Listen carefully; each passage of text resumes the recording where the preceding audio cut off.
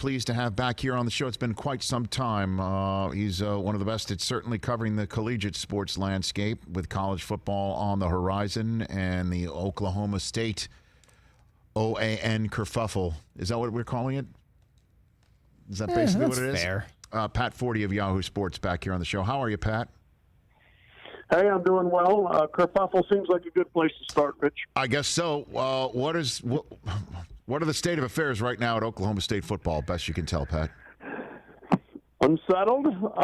They're trying to put on the, best face of, we've got everything under control and we're proceeding, and the eruption from Monday is now in the rearview mirror, and maybe that will turn out to be the case, but I'm not sure this is going to be just an easy one to gloss over with a quite wooden apology video from Mike Gundy reading from a script. The fact of the matter is Chuba Hubbard, the running back, who's the leading returning rusher in the country, and kind of started all this by calling Gundy out on social media, is continuing to at least monitor Gundy on social media. It's pretty extraordinary. It's not like he fired off one tweet and then said, okay, I better be quiet and fade into the background here. He's continued to say that, the foot is on the pedal, and he said that Gundy's apology video was a step in the right direction. But, I think that there's still some work that Gundy's going to have to do to repair his locker room and to get people back 100% on his side here. Pat Forde, I appreciate the kerfuffle. Not that I called you by your wrong address. Sports Illustrated senior writer Pat Forde here on the Rich Eisen Show. So can you walk me through the timeline here between the two different videos, the one with Gundy and Hubbard, and then the one that Gundy, I guess, felt compelled to make on his own with that interesting sort of background behind him? Walk me through the timeline best you can tell, Pat. Yeah, neither of them I don't think were cinematic excellence. But, yes. The first one was, I think, very hastily arranged, probably a result of, Gundy getting on the phone with Hubbard and saying, what are you doing, man? And then talking to the athletic department saying, we got to do some damage control here. Get me a video camera. Get Chuba in here. I'll put on an Oklahoma State shirt. We'll say that, we learned something. And let's try to minimize the damage. And that video came out with Hubbard being the one who was apologetic and contrite, and Gundy just saying, yeah, well, that's interesting. I think I've learned a little something. And that wasn't overly well received. It ended with an awkward hug, and I think that most people thought that there needed to be a little bit more to it than that, and that's when Gundy came back in try number 2 to quell this, and his words were good in the second video. It's just it was very clear that he was reading it from a prepared statement. Yes. And so, maybe it needed to be that way because nobody trusts him off the cuff. I don't know, but that was then Tuesday, and now so far on Wednesday, no videos yet from Stillwater. No, I guess I know that. Pat Forde here on the Rich Eisen Show from Sports Illustrated. Look, we're not expecting, college coaches to be experts on politics and things of that nature, or shocked that a coach might have a certain political bent, and that's entirely fine. This is America; it is a free country. That said, for the thing that I want to believe Mike Gundy, because I'm an optimist and I believe in the better nature of everyone. For him to say that OAN is an outfit that he had no idea where they stood on the issue of Black Lives Matter, or is an outlet that has no slant, no bias, it really strains credulity, to be very honest with you, Pat. So my question for you here is, moving forward, are coaches going to keep things to themselves if they believe it's something that's different, or what's the lesson here with Gundy? Yeah, I would say that's probably the case. As I wrote my column, he's probably not the only coach that watches OAN. No, I'm sure. It's a fine news network. But I think the problem, is that his explanations say, for him to come out in April and say what a quality news network it is, and it's fair and unbiased, and they just present facts, and then, 6 weeks later saying, I didn't know they reported on that. I didn't know they held those views. That's not overly credible. But I would think if I were a coach that, yeah, I would be pretty hesitant at least to be outwardly espousing much of any political views at this point. I think it's been great to see some of the activism and some of the stances from a lot of coaches out there in regards to the Black Lives Matter movement, in regards to police brutality, and in regards to the racial situation in America today. And I think those are all good things. But I also think that coaches who it may not be the most politically savvy of all people can probably get themselves in more trouble than they can do good with some of the things they're saying. So what about the other side, the moral of the story for the athlete? Because we're also seeing that Chris Doyle, the longtime strength coach at Iowa, is no longer there anymore after past players were talking about being made to feel uncomfortable by some of his stances on the subjects of the day. He's now gone, and he was as firmly ensconced in the Iowa program as anybody else, not named Ferentz, I guess. And you see what Chuba Hubbard had to say on this subject certainly got Gundy's attention. Do you think that there's a possibility of players flexing some muscle here to get some changes that they never thought existed?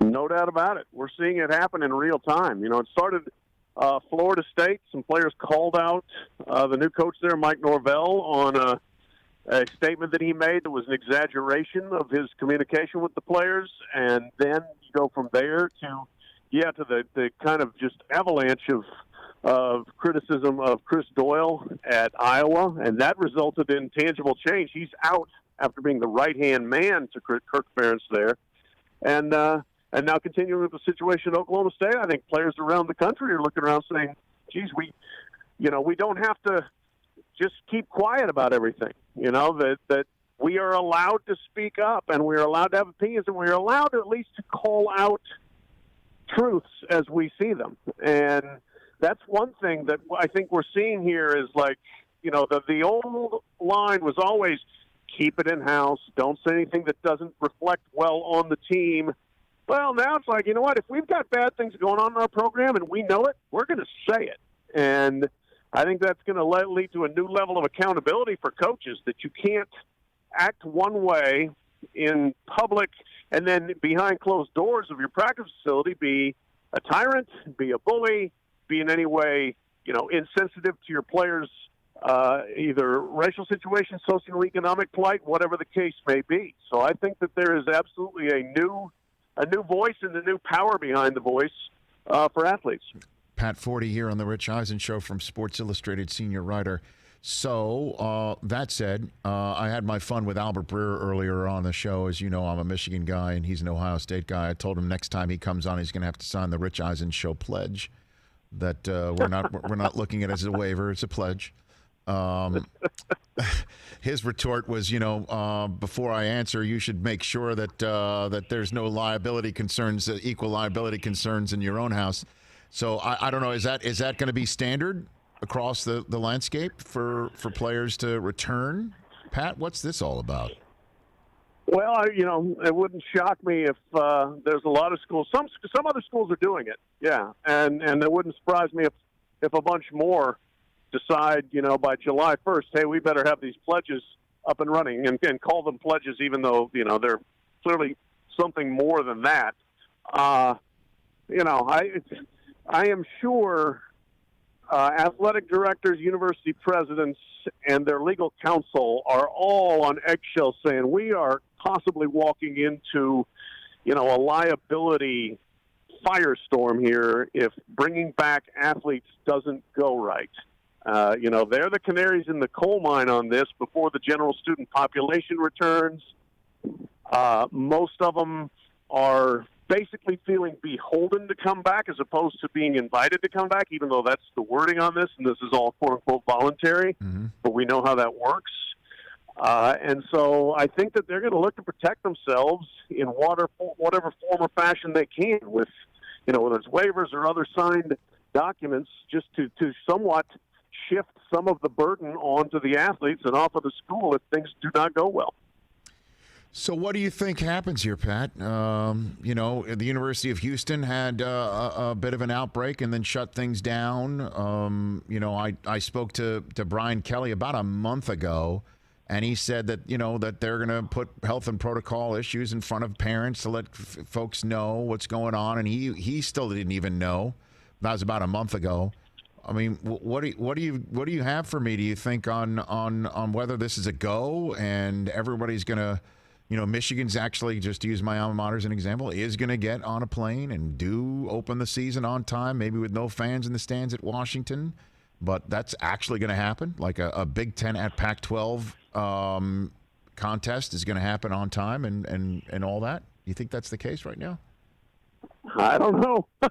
you right. know, I mean, this thing has wavered back and forth a couple of times, Rich. You know, I mean, in late April, first half of May, we were like, there is no way football season's starting on time. And then all of a sudden, you know, things started to look a little better from a national health outlook, and people started talking a much more optimistic game. And then it was like, yeah, we're going to have players on campus, and now we are having players on campus.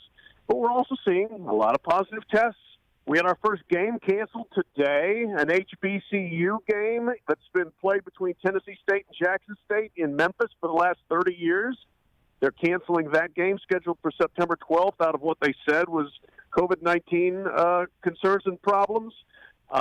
Number of positive cases is increasing in a lot of areas.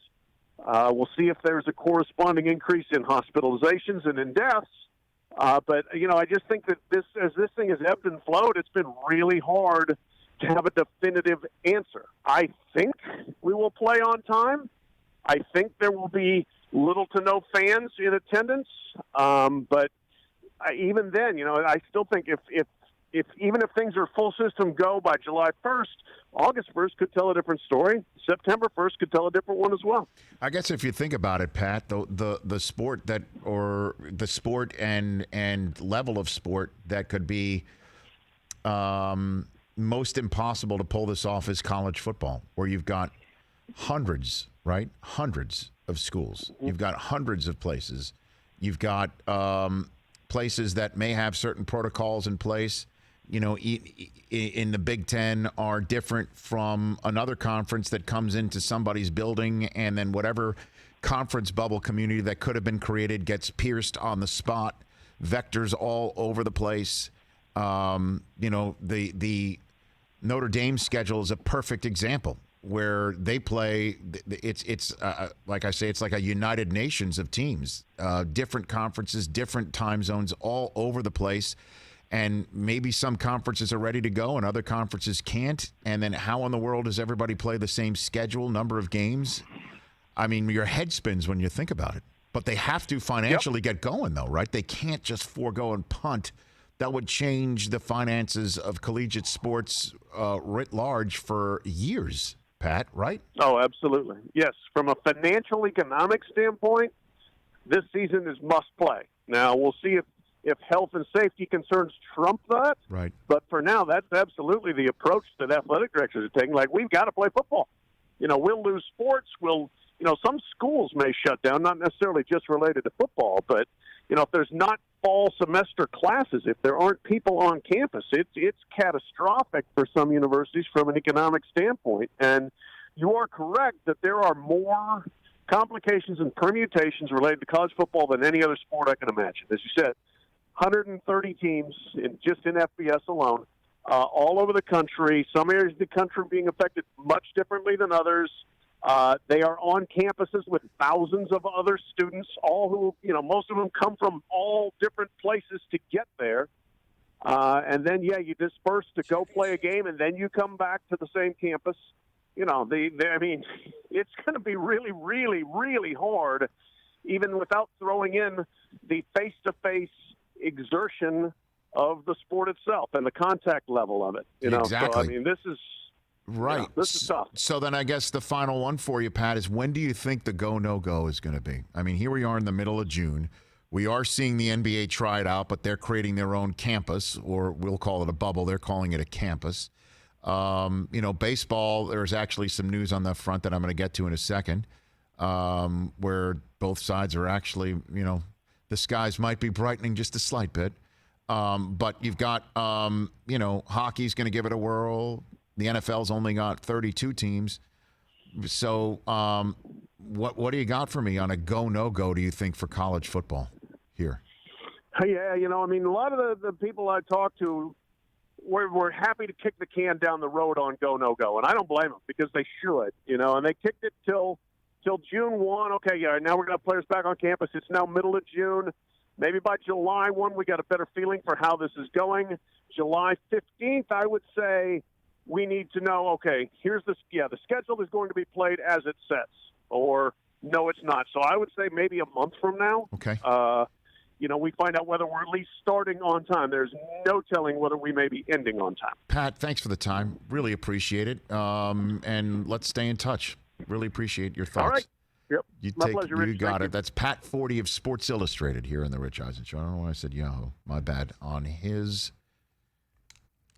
latest spot. He was with Yahoo for a long time. I know that. I know that. And I just had the Yahoo in my head from Thomas Morstead, and it's, again, a silent exclamation point, and it just screws me up. Hey, you watched all the way to the end. Thanks for that. Watch more right here.